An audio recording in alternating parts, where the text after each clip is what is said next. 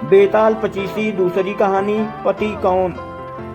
पति कौन दूसरी कहानी बेताल पचीसी। यमुना के किनारे धर्म स्थान नामक एक नगर था। उस नगर में गणाधिक नाम का एक राजा राज करता था। इसी में केशव नाम का एक ब्राह्मण भी रहता था। ब्राह्मण यमुना के तट पर जब तप किया करता था। उसकी एक पुत्री थी जिसका नाम मालती था। वो बड़ी रूपवती थी। जब वो ब्याह के योग्य हुई तो उसके माता पिता और भाई को चिंता हुई। संयोग से एक दिन जब ब्राह्मण अपने किसी यजमान की बारात में गया था और भाई पढ़ने गया था, तभी उनके घर में एक ब्राह्मण का लड़का आया। लड़की की माँ ने उसके रूप और गुणों को देखकर उससे कहा कि मैं तुमसे अपनी लड़की का ब्याह करूंगी। होनहार की बात थी। उधर ब्राह्मण पिता को भी एक दूसरा लड़का मिल गया और उसने उस लड़के को भी यही वचन दे दिया। उधर ब्राह्मण का लड़का जहाँ पढ़ने गया था वहाँ वो एक लड़के से यही वादा कर आया। कुछ समय बाद बाप बेटे घर में इकट्ठे हुए तो देखते क्या है कि वहाँ एक तीसरा लड़का और मौजूद है। दो उनके साथ आए थे। अब क्या हो, ब्राह्मण उसका लड़का और ब्राह्मणी बड़े सोच में पड़े। संयोग से हुआ क्या कि लड़की को सांप ने काट लिया और वो मर गई। उसके बाप भाई और तीनों लड़के ने बड़ी भाग दौड़ की। जहर झाड़ने वालों को बुलाया पर कोई नतीजा न निकला। सब अपनी अपनी करके चले गए। दुखी होकर वे उस लड़की को शमशान में ले गए और क्रियाकर्म कर आए।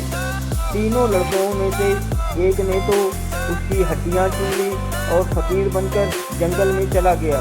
दूसरे ने राख की गठरी बांधी और वहीं झोपड़ी डालकर रहने लगा। तीसरा योगी होकर देश देश घूमने लगा। एक दिन की बात है, वो तीसरा लड़का घूमते घामते किसी नगर में पहुंचा और एक ब्राह्मणी के घर भोजन करने बैठा। जैसे ही उस ब्राह्मणी की भोजन परोसने आई कि उसके छोटे लड़के ने उसका आंचल पकड़ लिया। ब्राह्मणी ने अपना आंचल छोड़ता नहीं था। ब्राह्मणी को बड़ा गुस्सा आया। उसने अपने लड़के को झिड़का, मारा, पीटा, फिर भी वो न माना तो ब्राह्मणी ने उसे उठाकर जलते चूल्हे में फेंक दिया। लड़का जलकर राख हो गया।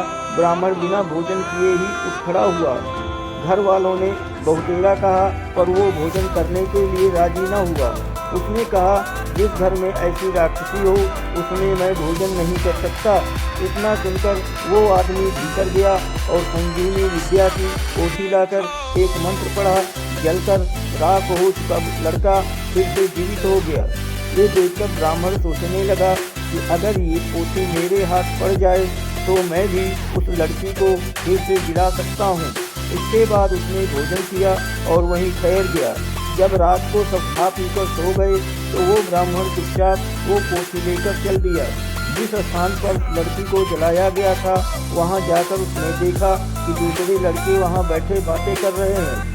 इस ब्राह्मण के ये कहने पर उसे संजीवनी विद्या की पोथी मिल गई है और वो मंत्र पढ़कर लड़की को जिला सकता है। उन दोनों ने हड्डियाँ और राख निकाली। ब्राह्मण ने जैसे ही मंत्र पढ़ा वो लड़की जी उठी। अब तीनों उसके पीछे आपस में झगड़ने लगे। इतना कहकर बेताल बोला, राजा बताओ कि वो लड़की किसकी स्त्री होनी चाहिए। राजा ने जवाब दिया, जो वहाँ कुटिया बनाकर रहा उसकी। बेताल ने पूछा, क्यों? राजा बोला, जिसने हड्डियाँ रखी वो तो उसके बेटे के बराबर हुआ। जिसने विद्या सीखकर जीवन दान दिया वो बाप के बराबर हुआ। जो राख लेकर रमा रहा वही उसका हकदार है। राजा का ये जवाब सुनकर बेताल फिर पेड़ पर जा लटका। राजा को फिर लौटना पड़ा और जब वो उसे लेकर चला तो बेताल ने तीसरी कहानी सुनाई। धन्यवाद।